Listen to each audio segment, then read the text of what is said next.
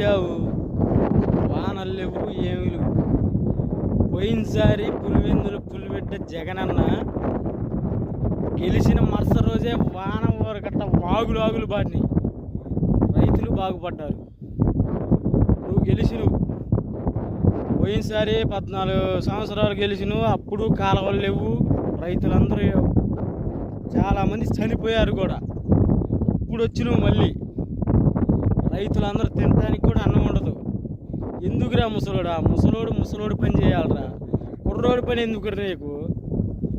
పోయి ఒక ముద్ద తిని మూలన పండుకోవాలరా ముసలి నా కొడక, నీకెందుకురా? ఎందుకు కుర్రోడితో పోటీ పడితే కుదిరిద్దా? ఏదో గెలిచినామని కాదు, మగవాళ్ళ సింహాల జగనాలు చేయాలి. మరి పథకాలు సొంతంగా పెట్టాలా, వాళ్ళ పథకాలు కాపీ కొట్టడం కాదురా ముసలి నా కొడక.